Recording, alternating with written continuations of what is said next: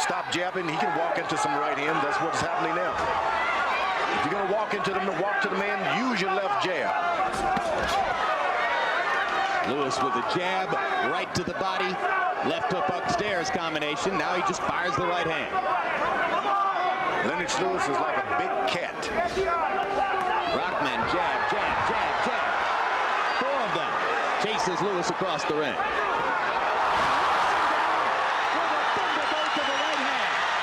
Shades of Oliver McCall. September 24, 1994 in London. Has Rahman pulled the upset? He has. He got a brand new heavyweight champion, and he's from the United States. Ladies and gentlemen, please welcome back Nick Going, along with double world champion heavyweight boxer Hasim Rahman and CEO Interculture Saafir Rabb.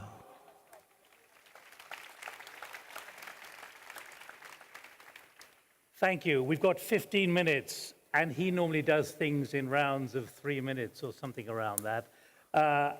Hasim Rahman, welcome.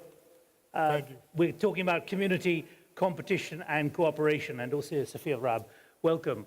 We want to get to the heart of where things can move forward, not just based on your experience as a 2-time heavyweight champion, but also what you're seeing now. You're based in Las Vegas, in Nevada. And I'm going to come to you in a moment about issues like that, but also where you see the sport environment and ecosystem going. But I also want to ask Saafir, I can say you're the CEO of Interculture. What do you do? Our work at Interculture is focused on creating strategies for companies. A strand of that business deals with professional athletes and their post-professional athletic careers in social change and profitability. And how is that funded? Mostly from the athletes, but also from corporate sponsors and not-for-profit funding sources. Does that happen easily, or is it a struggle to get the money together? It can be tough, but there's a lot of branding power and fame that's leverageable about the athletes that we're able to convert into revenue. And what are you seeing? What kind of achievements do you have at the moment which mean that you can talk about community, competition, cooperation? How do you feel things are going? Which direction are things traveling in your organization? Fantastic. I mean, with Rahman, we've been able to do substantial work with drug treatment, opening low-income housing tax credit efforts, providing housing and access to sports for young people, as well as education. And that's happening mostly in Baltimore City, but also in Las Vegas and a couple of other places around the United States. Great. Well, I just need to remind everybody that you had 61 professional bouts, more worrying, 41 knockouts and 15 in the first round. So I've got to survive these first few minutes, but you have retired, right? Yes. That's good. How do you see the prospects now for the next generation, some of whom are here, represented anyway? Well, I think the sky's the limit. Me coming up, I didn't have access to nowhere near as much as they do now. They can keep their finger right on the pulse and monitor what any and everybody doing around the globe. So, you know, they got definitely more access to everything.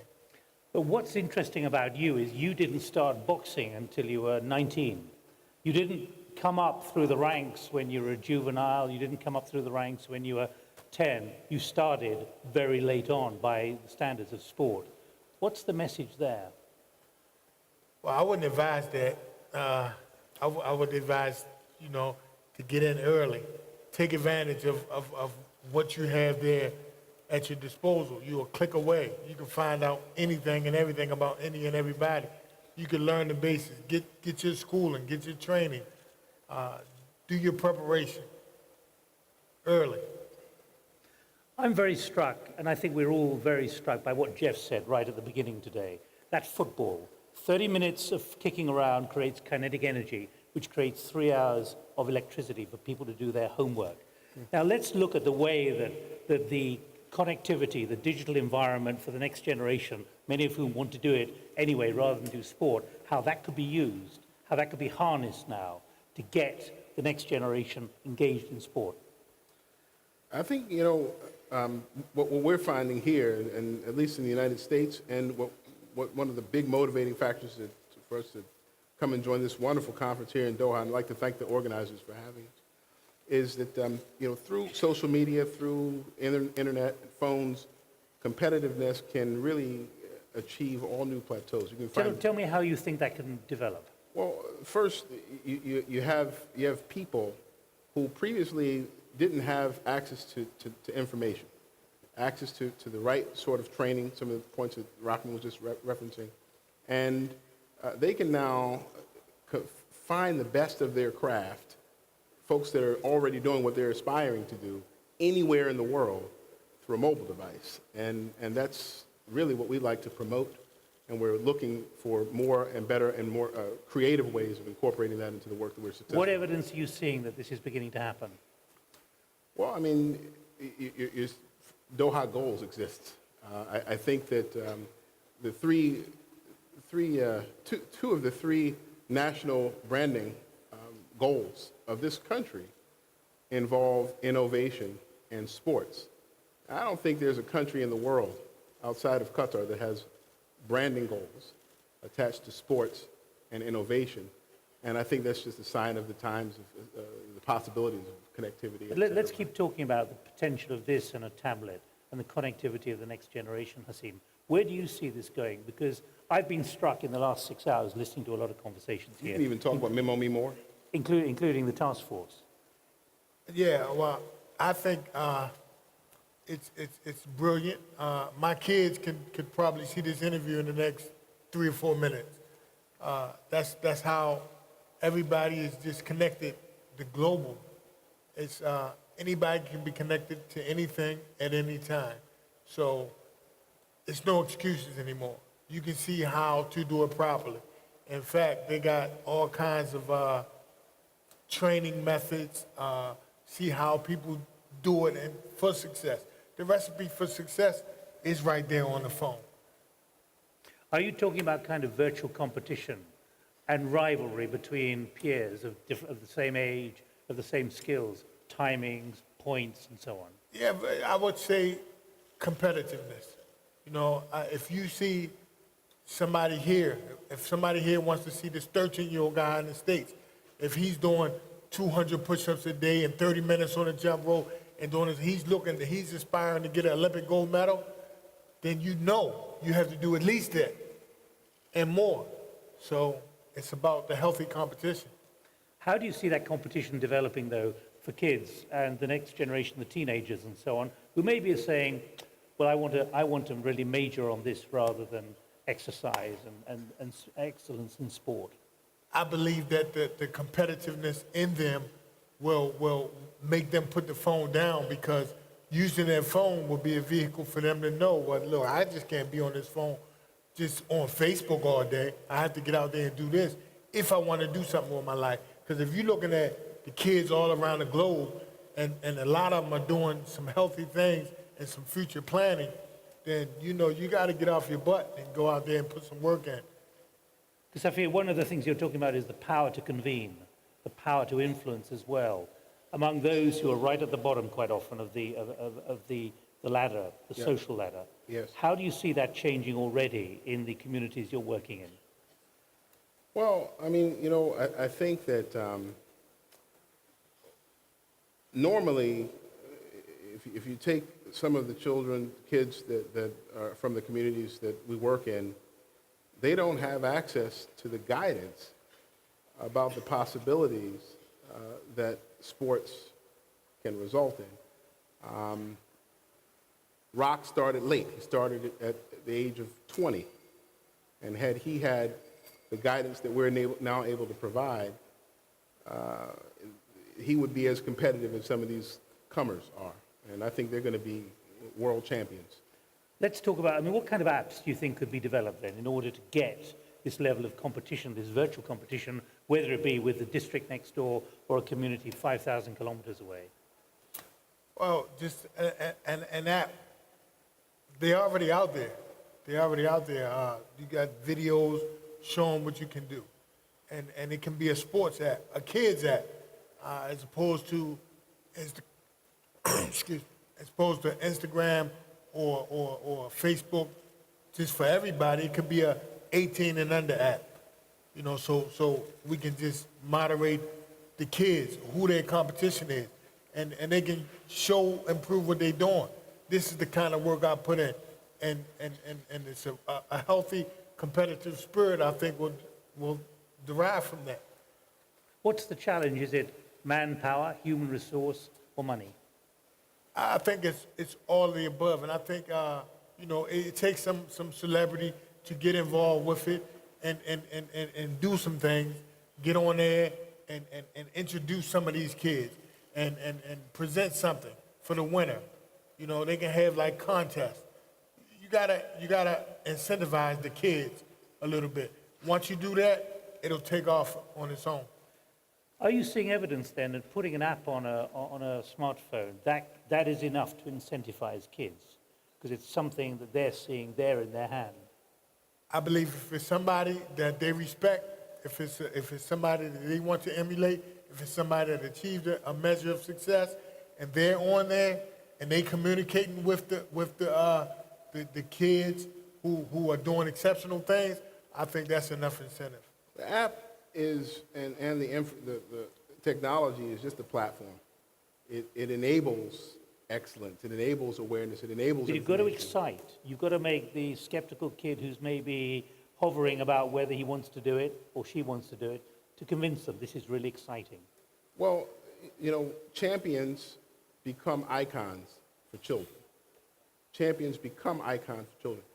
The app isn't really the substance here, it's the champion that's the substance. It just enables delivery to the comers in a more convenient way. I think that blending the excitement of champion athletics, champion sports, and other forms of entertainment, and making that accessible through information communication technology, it helps us advance what we're trying to do. But it's not all in the app. The content has to get done, and so once that awareness is there, kids start getting aware of and more connected by Twitter and other social media devices. They're able to now know that they too have to develop content. They can't just like a champion. They have to also be able to compete. But so there's a message to the champions out there right around the world. They've got to identify. They can use their personality and their achievement in order to push the enormous potential of this. I do think sometimes that the champions undervalue their own convening power and how much they are in demand. So I think that folks ought to get active in social media and media. Hasim, do you agree with that? It's got to be the champions out there who sell this potential. Or can it be done organically? I believe that that's a part, but I believe the parents have a big role also. The parents need to be aware of what's on the social medias and monitor it and suggest certain things. And if such an app exists, I think they should be encouraged by their parents. If I know my son, I have teenagers, if I see a 16 or 17-year-old boy doing A, B, and C, and my son is not at their level, but he's striving to be there, I'm going to show him that. I'm going to show him that and make him look at this app and encourage him to outdo him, catch up. This is where you want to be. This is what you need to do. But what about dysfunctional families, those where there's a problem with the relationship between parents, split home, kids who are really facing real hardship, both in education and just the basics of life? Well, that's where some of the things we're doing come into play. We're trying to provide an outlet for kids to get help with their studies, help with their career if they're pursuing sports. That's supplementing what the parents might do. I mean, because we're responsible. We have a responsibility, and we accept it, and we're moving forward. So if the parent is there or he's not there, we're there.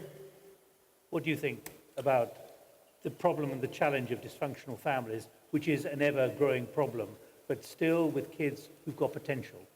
It is, and to a large extent, we think about all of this work in silos. So the sports and competitiveness is a section of it, but social programming, whether it's drug treatment or housing for homelessness, education intervention, these are different competencies and institutions that we have to develop individually, and then we're able to take that and complement that by the participation of the athletes, which adds a degree of excitement.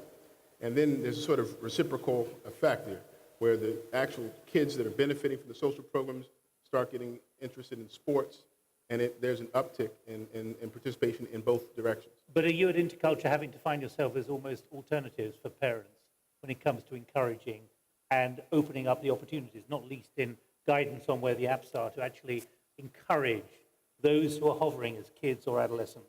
We don't really think about it like that. I mean, we don't want to undermine the value of the family, but there is an effect of building institutions and social programming that creates a new sort of family, a complement to the family, where we can supplement the values that they may be missing elsewhere. Final thought. You're both from the United States, from Washington, D.C. and Las Vegas, Nevada. Large numbers here, including watching online as well, coming from developing countries as well. How do you think what you've experienced and what we've been discussing can be applied to them, particularly those who don't have a lot of cash, but where IT is beginning to develop? And I come back to that extraordinary football, which Jeff was talking about, the enormous potential of something like that to harness football to enabling study as well. In other words, something very simple. Well, that's the beauty of the smartphones and the internet. It's so many different ways to accomplish whatever you want to accomplish. You can find out how to train, how to study, how to do anything for very simply, and very cost effective. So you don't need to have a big wallet behind you to achieve certain things. You just need to put the preparation in. You prepare yourself the correct way, you can do anything. Saafir, your final word. Do you agree? I do. Information communication technology can either be used as a device for inequality. So if there is poor access to ICTs, then there will be poor access to the knowledge and the good effects that can get delivered over them.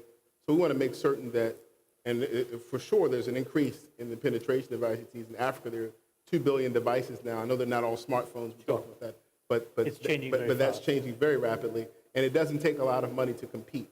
So the awareness of competition creates opportunities that where folks that are living in poverty can actually be, find a way out of it and find a home, or at least a broader family that will supplement some of the challenges they may be facing socially. Saafir and Hasim, thank you very much indeed for giving us your insights. We want to take this forward as well in 45 minutes to discuss sport in education. So let me remind you to use your apps and the Community Connect, which you've got. It worked very well this morning. We want to keep moving that forward. So if you've got thoughts on that, please put it on there, Q&A up in the top right-hand corner, and then file your thought, your issue, your question, or whatever. We're moving on now to women in sport, but thank you both very much indeed. Thank you. Thank you.